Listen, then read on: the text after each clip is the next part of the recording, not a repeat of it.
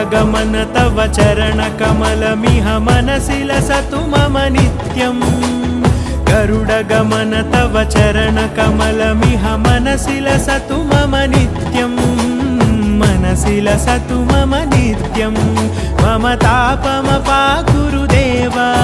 मम पापमपाकुरु देवा मम तापमपाकुरु